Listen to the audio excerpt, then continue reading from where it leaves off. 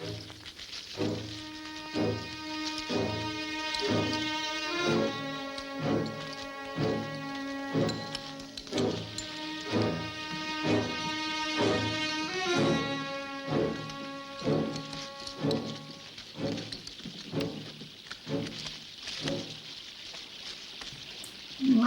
piccola osservazione sull'attacco al Mortirolo, che non dovevamo farlo. Non dovevamo farlo perché sono morti tanti inutilmente. Manda degli aerei a bombardare lì. Oppure, tanto prima o poi finiranno le cose, gli alimenti. Circonda, basta. No.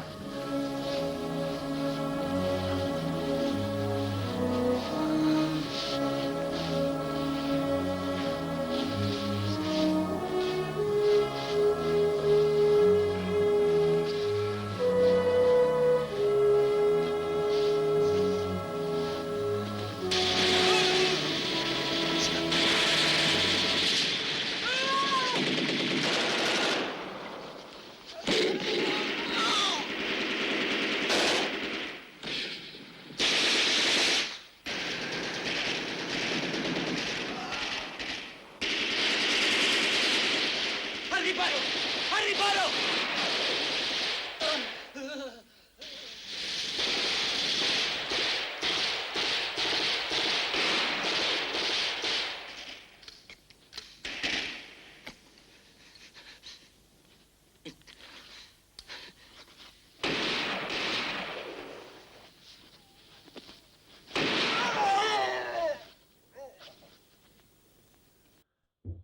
È inutile è stato. A che serviva poi a prendere il Mortirolo?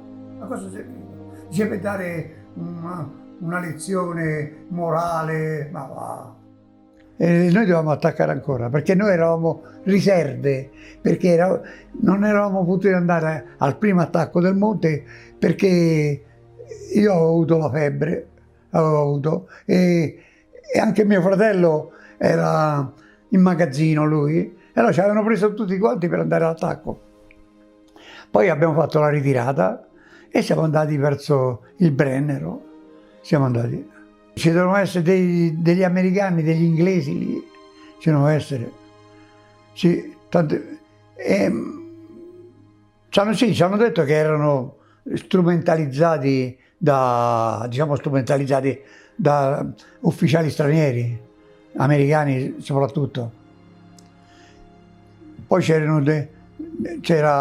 dopo ho saputo che c'era un ufficiale americano che cercava di prendere prigioniero Mussolini, di non farlo uccidere, aveva dato ordine di non farlo uccidere, di prenderlo prigioniero, perché lo volevano portare in America per parlarci, insomma, per sentire un po'. E invece poi i comunisti hanno saputo sto fatto e l'hanno fatto uccidere. Io ho avuto un disco, c'era la confessione del colonnello Valerio, come hanno ammazzato Mussolini alla Petacci.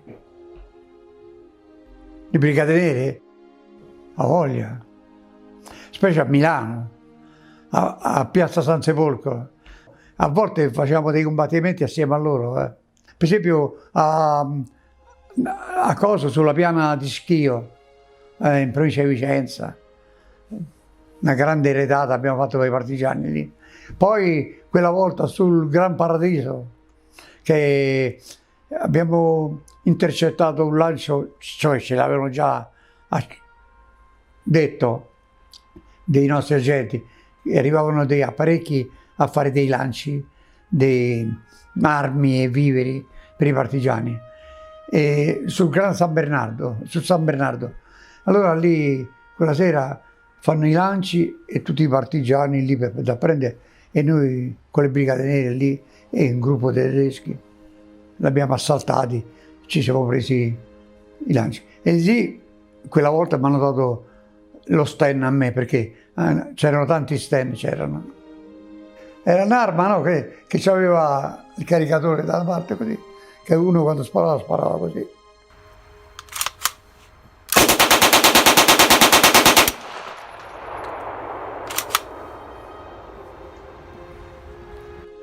Noi invece avevamo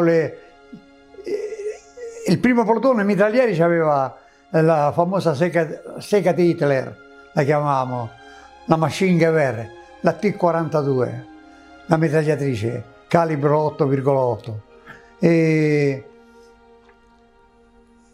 noi avevamo il reparto fucilieri, avevamo il fucile mitragliatore Breda 30, avevamo, che a volte si inceppava.